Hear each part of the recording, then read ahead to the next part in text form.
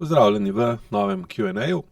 Danes bom obdelal področje povišanega holesterola in deloma tudi težave z zobmi po AIQ metodi.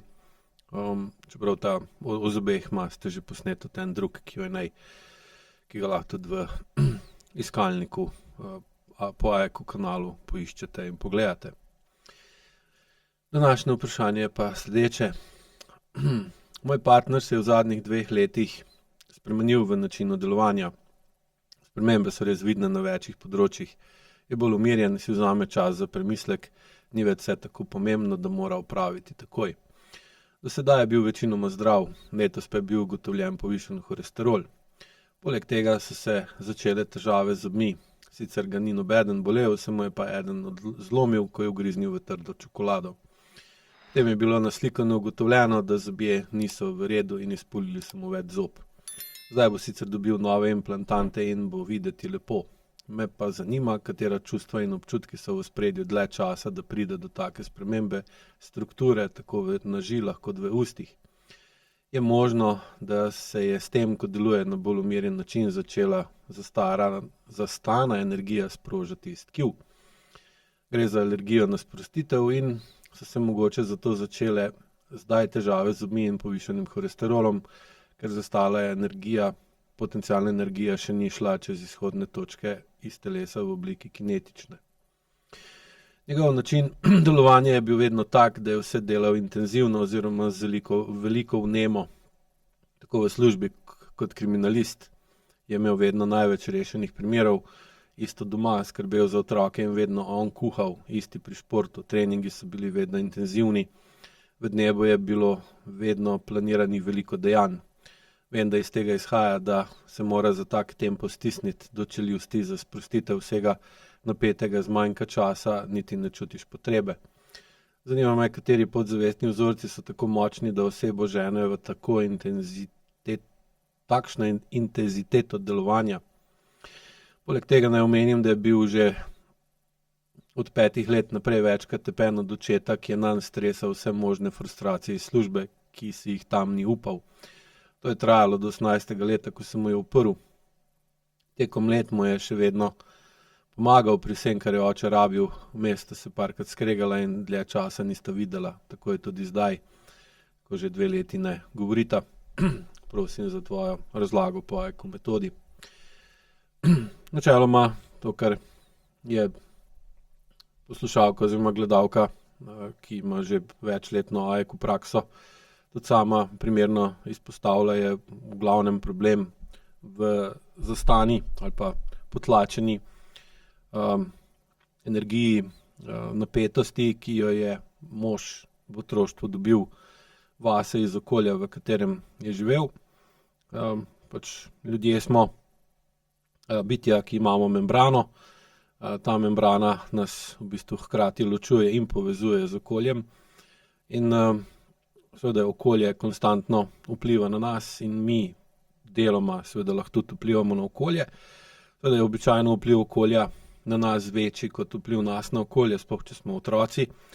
In iz navedenega konteksta njegovega odraščanja ali pa življenja, sicer kratkega, ampak je dovolj jasen, da se vidi, kje je glavni problem. Je očitno, da je kot otrok živel v okolju visoke napetosti, visokega pritiska, ki je potem moral po osnovnih fizikalnih zakonih prehajati iz okolja v njegovo telo. Potem pa v njegovem telesu se spremenil v visok pritisk, visoko količino napetosti, potencialne energije, ki jo pa seveda potem kot otrok ni mogel sproščati na takšen način, kot jo je sproščal njegov oče, sprav na njem kot otroku. Hkrati seveda je imel tudi izkušnjo, da takšno vedenje očeta oziroma odrasle moške osebe do otroka ni primerno in ga tudi sam je čutil kot slabega, kot neprimernega. Zato je verjetnost, da bo sam potem skozi življenje ustvaril drugačne vzorce za sproščanje ali pa porabo ali uporabo te notranje napetosti izjemno velika.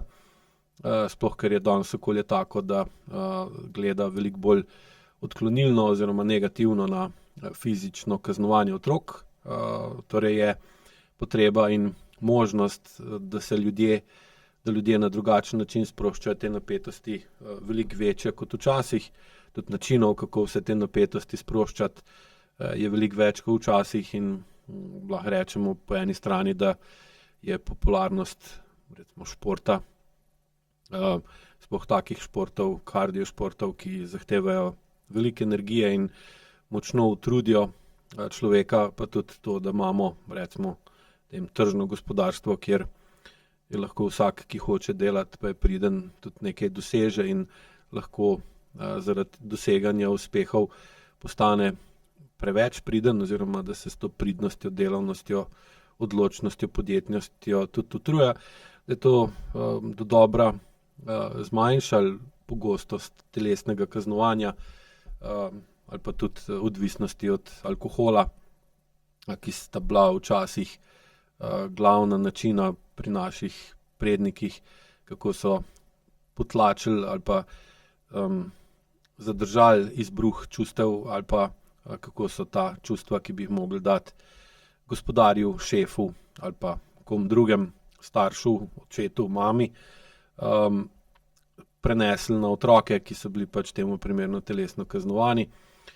In seveda tako neučinkovito vedenje staršev, oziroma v tem primeru očeta, čeprav se da tukaj marsikaj povedati tudi v vlogi matere, ker je tista, ki bi morala najbolj učinkovito vplivati na očeta, če vidi, da ima tako vedenje. Seveda dostikrat niti ni mogla, niti ni znala, ampak zmeraj ima tudi ona svojo vlogo v tem procesu, da potem otrok ne more izražati čustev na avtentičen način, spontano, ne more se niti sprostiti, ker sproščenost vodi v avtentičnost in spontanost, ki pa potem seveda lahko pripelje do tega, da bi ta čustva, to energijo, to potencialno energijo v obliki kinetične uporabil na tak način, da bi se maščeval ali pa vrnil, kakor hočete, staršu, kar mu gre, ali pa da bi to tak način vedenja prenesel na druge ljudi, lahko na svojo partnerko ali pa na svoje otroke.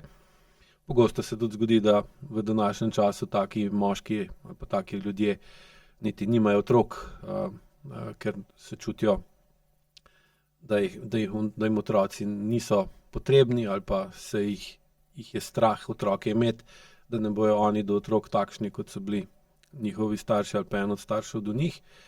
In če želimo preprečiti, da ta potencialna energija se ne spremeni v kinetično, je seveda en od načinov, da smo zelo aktivni in s to aktivnostjo v bistvu konstantno sproščamo notranjo napetost, ki se pa seveda zaradi podzavestnih vzorcev, ki so bili prenešeni od staršev ali od očetov v tem primeru, verjetno pa potem še utrjeni skozi lastno iskanje sproščanja ali pa utrujanja skozi različne načine dejanja, takšna, da je potrebno držati telo napeto, še posebej v zgornjem delu telesa, ki je pri moškem primaren kanal za sproščanje ali pa izražanje, usmerjanje kinetične energije v svet, prav dlani, usta, oči, obraz. In do neke točke se s takšnim sistemom da gasiti požar,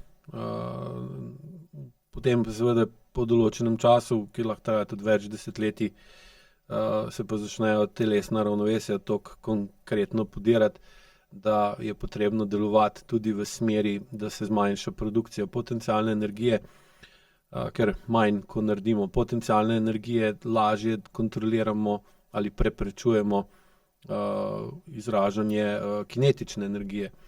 In tukaj potem pride noter v igro holesterol.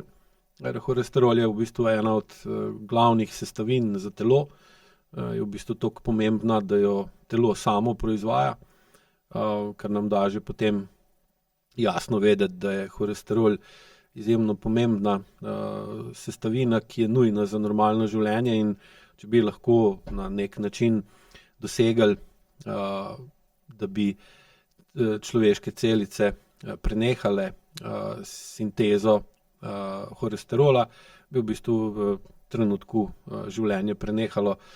Zato je seveda tudi holesterol en od načinov, s katerim se sistem manipulira, če hoče zmanjšati količino potencialne energije, ki jo ima na razpolago. In v takem primeru seveda se holesterol ne gre ven iz ožilja in potem seveda pride do povišanega holesterola v krvi. Seveda to je tako, ko bi imeli vrata, da bi se pred vrati peči vam nabiral premog, bi pa pač ta premog bi nekdo dostavljal, vi ga pa ne bi mogli toliko hitro kuriti in bi se vam seveda pred pečjo nabral kup tega premoga, in to je podobno kot v tem kontekstu povišan holesterol v krvi. Pa seveda deloma potem, sploh če se temu doda še kroničen stres oziroma vpliv distresa s kortizolom in visoko notranjo napetostjo telesa, tkiv, lahko pride pa seveda potem tudi do tega, da se ta holesterol nalaga na stene ožilja. S tem v bistvu še bolj otežuje prehod holesterola iz krvi v tkiva in zmanjšuje presek ožilja, tako da v bistvu oseba, ki ima vročo kri v narekovajih v tem primeru ali pa potentno kri z veliko energije, te energije dobivava manj v dele telesa in seveda manj energije, ko pride nekam, ker je manjši presek ožilja, manjša je produkcija potencialne energije in potem seveda lažje to potencialno energijo tudi kontrolira in lažje kontrolira izražanje kinetične energije, tako da njegovo vedenje ne gre v smeri tradicije, ki jo je dobil od svojih prednikov. Seveda tudi zaradi tega, ker se z leti vpliv podzavestnih vzorcev povečuje, je moč zavesti in njene kontrole nad vedenjem ali pa vplivom, da bom drugačen od mojih prednikov, se zmanjšuje in zaradi tega strahu pred ponovitvijo dejanj pa vedenja seveda pride tudi do spremembe delovanja življenjskih sistemov, ki pa v bistvu potem sproži takšne stanja, kot je povišan holesterol v krvi. Težave z zobmi so pa povezane s funkcijo zob. Funkcija zob je v bistvu agresivna funkcija. Glavna naloga zob je, da v bistvu izvaja agresivna dejanja. Eno je recimo grizenje, trganje, hranjenje, ker je potrebno nekje nekaj agresivno vzeti, zato da mi dobimo tisto, kar pač potrebujemo, da živimo. Po drugi strani, se pravi, to je recimo tem funkcija zob, ko gre energija v telo. Zobje imajo pa tudi funkcijo, ko gre energija, kinetična energija iz telesa, pri govorjenju, pri oglašanju, pri produkciji ali pa proizvodnji zvoka, ker se skozi zobe v bistvu v izhodno energijo glasu dodajajo dodatne energije čustev, tisti podtoni, in seveda potem oseba dobi takšen glas ali pa način govorjenja, izražanja, da renči, da rjove, da sika, da imate občutek, da vas napada in podobno. In seveda, če tega ne sme ali noče narediti, ali pa tudi ne zna drugače uporabljati agresivna čustva skozi verbalno izražanje kot na tak način, ko ga se je naučil od staršev ali pa od enega od njih, se pravi, ta način je pa potem neprijeten. Običajno je to tako dostikrat, če so starši ali pa en od staršev bil zelo prostaški, okruten z besedami, poniževal, manipuliral, frustriral in podobno, preklinjal, bil prostaški, to sem že rekel. Potem njegov otrok, ko odraste, ima močno potrebo, da se ne vede na enak način, sploh ko vidi, kak je očetu to, ali pa mami, sicer manj pogosto, ampak tudi škodovalo njenem življenju in da niti ne želi biti takšen kot on ali ona. Potem je seveda treba spremeniti funkcijo zob. se pravi zmanjšati njihovo agresivno uporabo zob, kar pa seveda potem pripelje do spremembe v tkivih in odmiranje zob, lomljenje zob, parodontoze. V glavnem oseba izgubi moč, izgubi zobe in vedno bolj postaja kot neke vrste brezzobi tiger. Tako da skozi IQ te stvari rešuje na način, da znižuje z vajami senzorno-motorno amnezijo in z razlago ter učenjem pri IQ učiteljih omogoča osebi, da dviguje čustveno zrelost, kar pomeni, da višjo ko ima čustveno zrelost, manj je potrebe potem, da izvaja podzavestne vzorce, takšne, kot jih je dobil od staršev ali pa od drugih prednikov, in v bistvu ustvarja nove, ustvarja svoje, uči se na napakah, ki jih je sam naredil, pa ki so jih naredili drugi v njegovi preteklosti. In seveda potem ne potrebuje več tako močnih vzorcev za blokado izražanja ali pa za spremembo vedenja, moč volje, da ne sledi tradiciji, ki jo ima v podzavesti, ampak zavestjo in telesom ter s pomočjo okolice spreminja svoje vedenje na podzavestni ravni in potem vedno bolj postaja svoja oseba, ki dela vedno manj napak in je lažje in bolj varna, ko se počuti spontano, avtentično in sproščeno. Hvala lepa za pozornost in lep pozdrav.